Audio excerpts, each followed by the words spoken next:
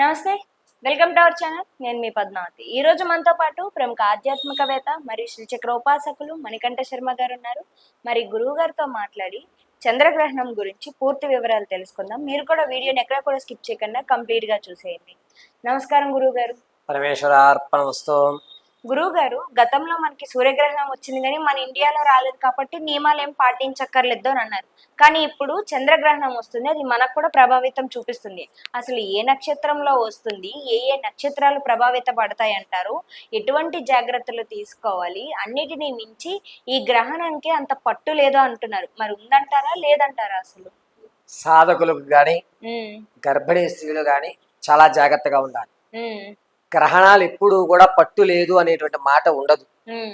గ్రహణము అనేటువంటిది అనుష్ఠాన పరులకి అత్యంత అద్భుతంగా ఉపయోగించేటువంటి ఒక విషయం. ఒక్కసారి జపమాల అంటే 108 సార్లు మంత్రం చేస్తే ఎంత ఫలితం వస్తుందో, ఒక మాల సాధన అంటే ఈ యొక్క గ్రహణాల్లో చేస్తే ఒక మాల తిప్పితే 10 మాలలు తిప్పినంత ఫలితం కలుగుతుంది. అందులోనూ భాద్రపద మాస పౌర్ణమి రోజు ఆదివారము ఈ యొక్క సంపూర్ణమైనటువంటి రాహుగ్రస్త చంద్రగ్రహణం ఏర్పడుతుంది. అత్యంత పట్టు ఉన్నటువంటిది, ఎక్కువ శాతం ఉన్నటువంటి సమయం కూడా సాయంత్రం వేళ 9:56 ప్రారంభమవుతుంది. రాత్రి సమయంలో 9:56 సాయంత్రం 5:43 భోజనాలు పూర్తి చేసేసేయాలి. ఆ తర్వాత తినకూడదు. 9:56 స్నానం ఆచరించాలి. దాని గ్రహణ పట్టు స్నానము అంటారు. అక్కడ నుంచి మీ యొక్క అనుష్ఠానం గాని, మీ ఇంటి దేవుడి దగ్గర గాని కొబ్బరి నూనెతో దీపం వెలిగించుకుని మంత్రజపం చేసుకోవాలి. ఒకవేళ మంత్రజపం లేదు అని అంటే కనుక శ్రీమాత్రే నమః అని గాని, నమో నమ శివాయ నమో నమః అని గాని, నమో నారాయణాయ నమః గాని, శ్రీరామ అని గాని ఎవరికి తోచినటువంటి మంత్ర శబ్దం వారు చేసుకోవాలి. దీనివల్ల పాజిటివ్ వైబ్రేషన్స్ ఇంట్లో ప్రజ్వలిల్లి గ్రహణం పడుతున్నప్పుడు చెడు వ్యవస్థలు లోపలికి ప్రవేశించే అధికారం ఉంటుంది. అటువంటివి లేకుండా మనల్ని రక్షిస్తాయి. అంటే జాతకుడి యొక్క గ్రహ సంచారం ఉచ్చ స్థాయిలో ఉన్నవి బలహీన పడతాయి.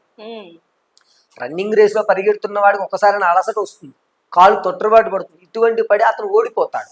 అలాగే గ్రహణంలో కొన్ని రాసులు కొన్ని నక్షత్రాల్లో ఉండడం వల్ల అవి క్షీణించేటువంటి అవకాశం ఏర్పడుతుంది. అందుకని మంత్ర జపం చేసుకోండి అని చెప్తారు. ఇప్పుడు 7వ తారీఖు 9వ నెల 2025 భాద్రపద పౌర్ణమి ఆదివారం రోజు గ్రహణం. ఆ రోజు రాత్రి 9:56 మంత్ర జపం ప్రారంభం చేయాలి.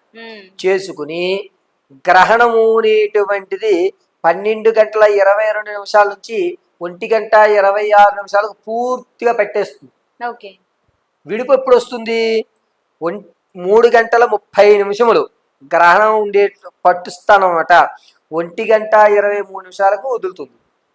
గ్రహణం పట్టి మళ్ళా విడవడానికి 3:30 సమయం.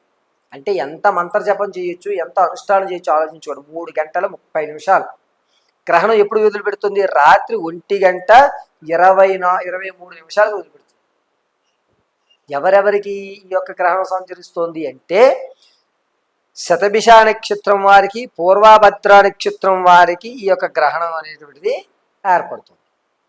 అందులోనూ కుంభరాశి వారు ఖచ్చితంగా ఆదివారం రోజు గ్రహణం అయిన తర్వాత రోజు అంటే సోమవారం రోజు మీ దగ్గరలో ఉన్నటువంటి దేవాలయానికి వెళ్ళి నువ్వుల నూనె, అదేవిధంగా బియ్యము, ఉప్పు, పెరుగు, చింతపండు, బెల్లము, వస్త్రము ఈ 7 దానం చేయాలి సోమవారం రోజు. కుదిరితే మహన్యాసపూర్వక రుద్రాభిషేకం చేయించండి, లేదా ఏకరుద్రాభిషేకం చేయించండి. లేదు అంటే కనుక కేవలము స్వామివారినే చెంబు నీళ్లు పోసి నమస్కారం చేయండి. గర్భిణీ స్త్రీలు కానీ ఎవరన్నా సరే సాయంత్రం వేళ 5:54 అన్ని తినే పదార్థాలు తినేయాలి. జ్యూసులు తాగొచ్చు, ఇప్పుడు తర్వాత నుంచి జ్యూసులు తాగొచ్చు, కొబ్బరి నీళ్ళు, టీ, కాఫీలు, బూస్ట్లు ఇటువంటివి తాగొచ్చు. తినే పదార్థాలు తినకూడదు. గ్రహణ సమయంలో ఈ యొక్క ఘనాలు విజృంభిస్తూ ఉంటాయి కాబట్టి గర్భిణీలో ఉన్నటువంటి శిశువు ఇబ్బంది కలుగుతూ ఉంటుంది. చెడు సంబంధించిన శబ్దాలు శిశువులు వింటారు. అంటే అలజళ్ళు, ఎవరో ఉన్నట్టుగా, ఏదో కదులుతున్నట్టుగా గర్భంలో ఉన్న శిశువుకు తెలుస్తుంది. అందుకని గర్భిణీ స్త్రీలు బ్రాహ్మణోత్తముల దగ్గర, అంటే మాలాంటి వాళ్ళ దగ్గర దర్భ దొరుకుతాయి. ఆ దర్భ ఉదరానికి అంటే పొట్టకు కట్టు వేసుకుని ఒక బట్ట కట్టేసుకుని మీరు ఉండొచ్చు. గ్రహణం అయిన తర్వాత మళ్ళా స్నానం ఆచరించి ఈ 3 గంటలు దీపారాధన వెలుగుతూ ఉంటే పర్వాలేదు. వెలగకపోతే మళ్ళా వెలిగించుకుని ఒక నమస్కారం చేసుకుని నిద్రించాలి.